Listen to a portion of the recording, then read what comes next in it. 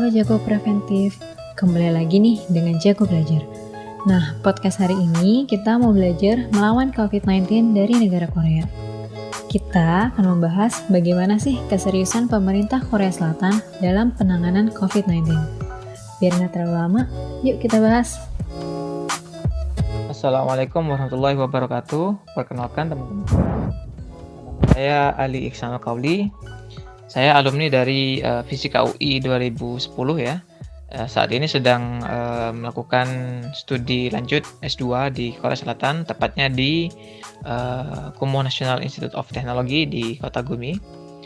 Selain itu, sekarang diamanahi menjadi Ketua PPI Korea atau yang mungkin bisa disebut dengan Perpika. Ya, untuk bagaimana gambaran wabah coronavirus di Korea Selatan yang mungkin bisa kita ambil pelajaran di sini adalah banyak hal ya. Mungkin saya coba jelaskan dari timelinenya terlebih dahulu. Jadi di Korea Selatan itu bisa kita bilang coronavirus itu muncul dari pertengahan atau akhir Januari ya. Kemudian terjadi lonjakan yang cukup signifikan mulai dari pertengahan Februari sampai akhir Februari. Itu di sekitaran kota Daegu dan Gyeongsangbuk dan sekitarnya itu terjadi ledakan jumlah positif yang cukup signifikan, bahkan satu hari itu bisa mencapai 900 orang positif per hari pada puncaknya. Kemudian mulai mereda sampai Maret, mereda dalam artian puncak tadi cukup menurun ya, tidak lagi 900 tapi mulai menjadi 500, 300 hingga 100 orang per hari. Dan pertengahan Maret sudah mulai bisa dikendalikan, itu perkiraan jumlah positif totalnya sekitar 8.000 sampai 9.000 orang positif. Dan alhamdulillah sekarang sudah lumayan sangat terkendali, yang mana jumlah positif baru tidak tumbuh signifikan, bahkan di bawah 50, di bawah 30 orang ya. Tapi bisa kita lihat jumlah sembuhnya malah lebih baik. Jumlah sembuhnya bisa lebih banyak daripada itu. Itu yang bisa kita bilang kondisi di Korea Selatan terkait COVID-19. Dan kondisi terkendalinya COVID-19 sekarang tidak luput dari peran aktif dari pemerintah Korea sendiri ya. Bisa kita bilang pemerintah Korea Selatan ini sejak awal munculnya COVID-19 di Tiongkok sana sudah mulai melakukan pencegahan-pencegahan yang cukup serius. Misalkan di awal itu pertengahan Januari sampai akhir Januari itu ada beberapa regulasi terkait orang yang baru datang dari beberapa negara yang diindikasi COVID-19 seperti Tiongkok dan beberapa negara di Asia Tenggara harus melakukan lapor diri dan melakukan karantina mandiri supaya tidak melakukan penyebaran COVID-19. Begitu juga untuk mahasiswa yang baru datang ke Korea Selatan dari beberapa negara yang terindikasi, itu harus melakukan lapor diri kepada kampus, juga melakukan karantina mandiri selama 14 hari. Ya.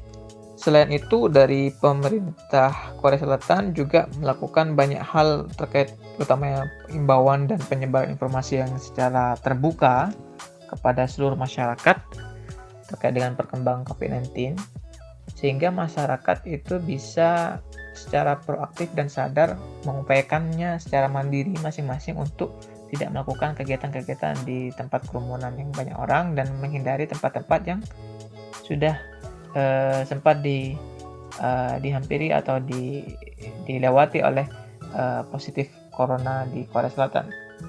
Contohnya misalkan imbauan itu berupa notifikasi di HP berupa SMS begitu ya setiap hari terkait perkembangan COVID-19 di sekitarnya. Misalkan contohnya saya yang stay di Kota Gumi, maka saya setiap hari akan mendapatkan informasi bagaimana perkembangan COVID-19 di Kota Gumi, baik itu positifnya di mana, jumlahnya berapa, sudah dirawat di bagian kota atau di rumah sakit sebelah mana, sehingga kita bisa menghindari kontak-kontak dengan mereka.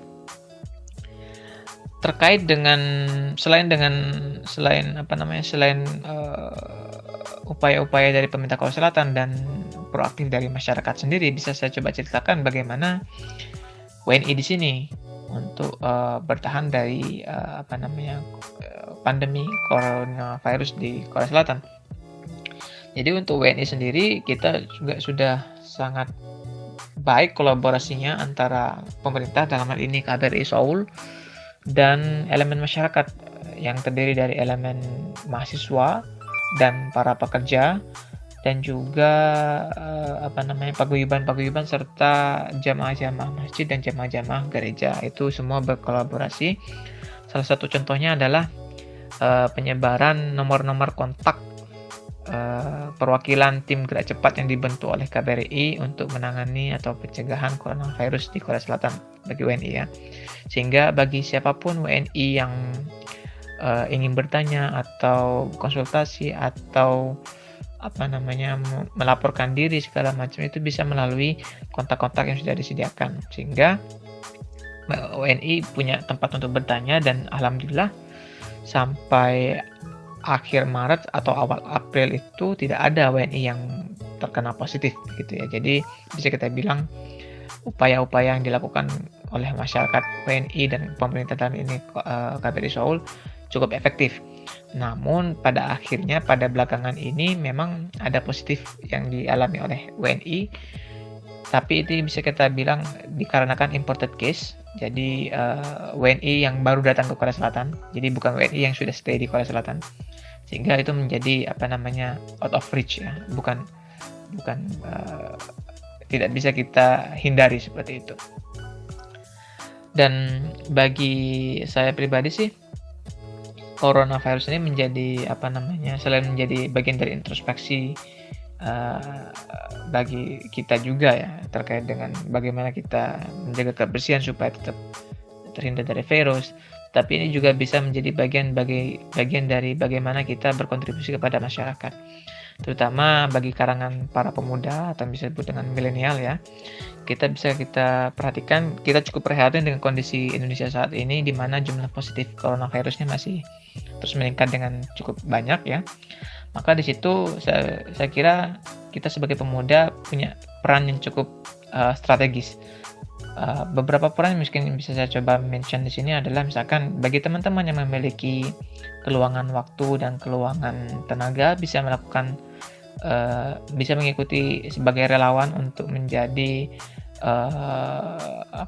tenaga medis, ataupun yang bisa memberikan atau menyebarkan APD ataupun bantuan-bantuan lain dari berbagai organisasi, baik itu dari pemerintah ataupun dari swasta ataupun dari organisasi masyarakat lain kepada yang membutuhkan, misalkan tenaga medis di rumah sakit ataupun kepada orang-orang di jalan yang membutuhkan masker dan sebagainya. Selain itu, kita sebagai milenial, maka kita bisa bilang kita lebih melek informasi dibandingkan generasi sebelumnya atau generasi yang lain, sehingga bisa yang kita lakukan di sini adalah berupa edukasi, karena kita memiliki akses kepada informasi dan kita lebih paham informasi perkembangan COVID-19, maka kita bisa melakukan edukasi kepada masyarakat supaya memahami pentingnya PSBB dan bagaimana konsekuensi jika seandainya tidak melakukan PSBB dan sebagainya. Jadi peran milenial juga bisa dalam hal edukasi kepada masyarakat, dan itu bisa dilakukan berbagai macam cara. Contohnya misalkan teman-teman yang punya keahlian untuk buat konten di media sosial, di YouTube, bisa dilakukan dengan cara posting imbauan atau edukasi melalui media sosial. Ataupun bagi teman-teman yang punya wawasan atau punya ide-ide itu, atau punya pandai menulis, itu bisa dilakukan dengan cara yang menulis di media-media yang ada, baik itu media online ataupun media cetak, untuk memberikan edukasi kepada masyarakat. Seperti itu. Jadi selain itu, kita juga perlu sebagai milenial juga memikirkan dan merenungkan bagaimana setelah COVID-19 ini. Maka di situ kita dituntut untuk terus berinovasi, dalam hal ini mencoba mencari solusi yang bisa diberikan kepada masyarakat, karena kedepannya kondisi setelah COVID-19 ini akan berbeda, totally different dengan sebelumnya, di mana kita berada dalam cengkraman COVID-19 yang persebaran cukup cepat, sehingga kita perlu memberikan solusi-solusi yang mana kondisi sosial masyarakat sudah pasti berubah. Misalkan contohnya sekarang sedikit sekali terjadi interaksi sosial karena ada PSBB, maka orang-orang banyak melakukan kegiatan interaksi sosial melalui online. Nah, di situ bisa teman-teman lakukan inovasi-inovasi tertentu yang memberikan solusi sehingga interaksi online ini bisa lebih baik lagi, bisa lebih nyaman lagi, dan bisa lebih efisien lagi, dan bisa lebih mengakses kepada seluruh masyarakat seperti itu. Itu bagian dari contoh-contoh saja. Artinya kita juga bisa memberikan sumbangsi untuk memikirkan dampak setelah COVID-19 ini. Dan bagi saya sebagai penutup mungkin coronavirus itu di dunia sekarang tentunya menjadi bagian dari introspeksi, dan bagi bangsa Indonesia ini merupakan momentum yang sangat-sangat pas sekali untuk memperkuat persatuan kita sebagai sebuah bangsa. Karena jujur bagi saya pribadi, kita sudah terlalu lama untuk bisa kita bilang bertarung dengan saudara sendiri, sehingga kita melupakan fokus kita, tujuan kita bernegara yang sudah tercantum di dalam Undang-Undang Pembukaan Undang-Undang Dasar. Jadi dari situ saya coba ajak teman-teman semua untuk yuk kita jadikan momentum wabah coronavirus ini sebagai bagian dari menjaga persatuan kita. Kita coba tanggalkan ego-ego sektoran, kita coba minimalkan perbedaan-perbedaan, tapi kita coba cari persamaan-persamaan sehingga kita bisa bersatu dan kita bisa melawan COVID-19 ini dan melewati wabah coronavirus ini dengan baik. Dan harapannya ke depan inovasi-inovasi dari teman-teman milenial bisa memberikan solusi-solusi kepada bangsa Indonesia, dan insya Allah dengan itu semua saya percaya bangsa Indonesia akan menjadi lebih baik setelah terjadinya wabah coronavirus ini. Terima kasih. Kurang lebihnya mohon maaf. Assalamualaikum warahmatullahi wabarakatuh. Nah, segitu dulu podcast kita kali ini. Sampai berjumpa di podcast Jago Belajar selanjutnya.